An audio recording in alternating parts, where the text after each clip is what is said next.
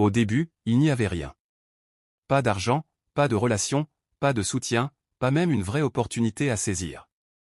Juste des journées qui se ressemblaient toutes, remplies d'incertitude et de fatigue.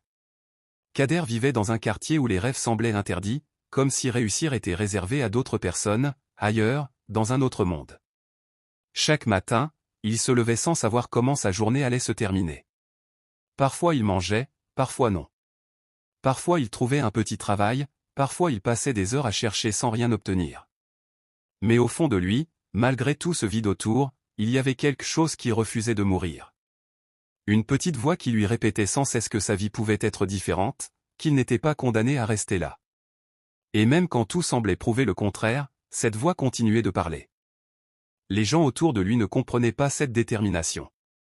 Pour eux, Kader était simplement un jeune de plus qui allait finir comme les autres, à survivre plutôt qu'à vivre. Ils regardaient ses vêtements usés, ses difficultés, ses échecs répétés, et ils en tiraient des conclusions rapides.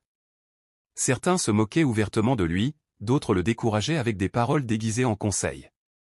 On lui disait d'être réaliste, d'accepter sa situation, de ne pas rêver trop grand. Et pendant un moment, ces voix ont commencé à peser lourd.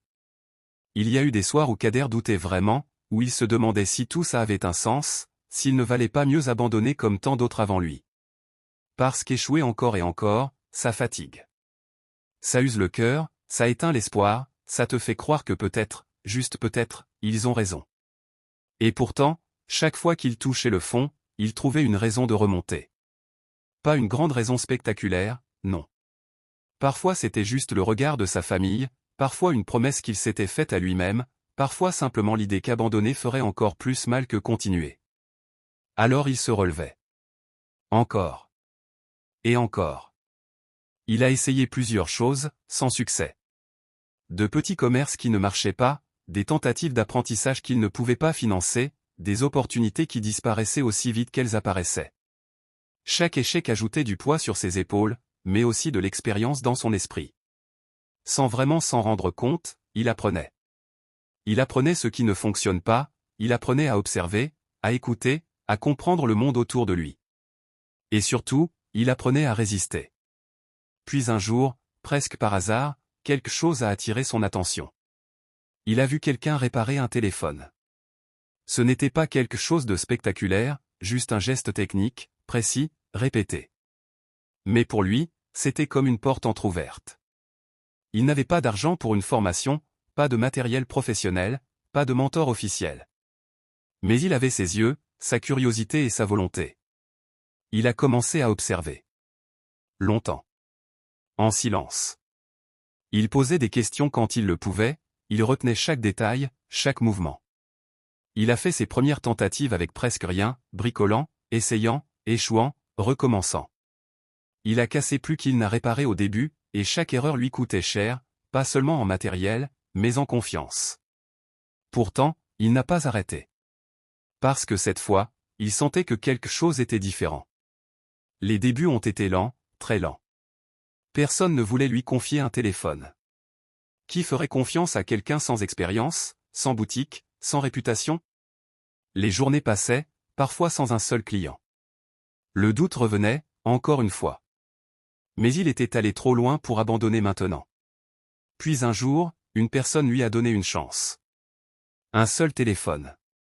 Une seule opportunité de prouver quelque chose. Ses mains tremblaient, son cœur battait fort, mais il s'est concentré comme jamais. Chaque geste comptait.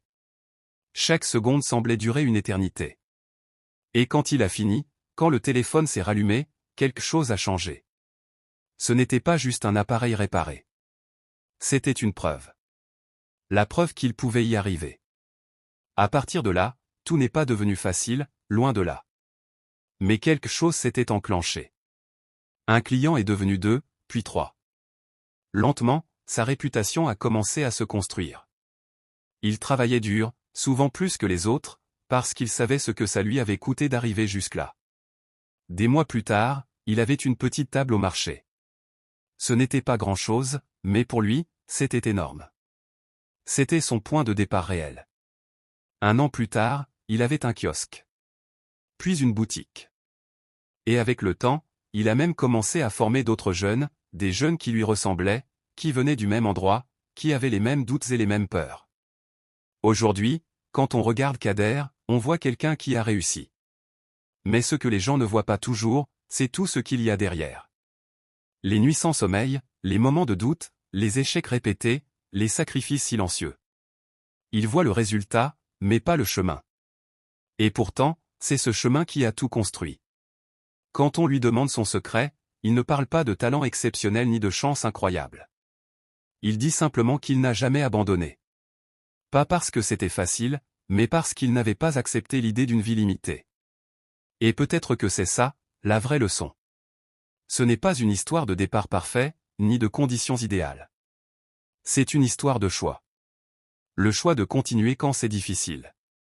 Le choix de croire quand tout semble dire le contraire. Le choix de se relever, encore et encore, jusqu'à ce que quelque chose finisse par changer. Parce qu'au fond, la différence entre ceux qui réussissent et ceux qui abandonnent ne se joue pas au début. Elle se joue dans ces moments invisibles, quand personne ne regarde, quand tout semble perdu, et que tu décides quand même d'avancer.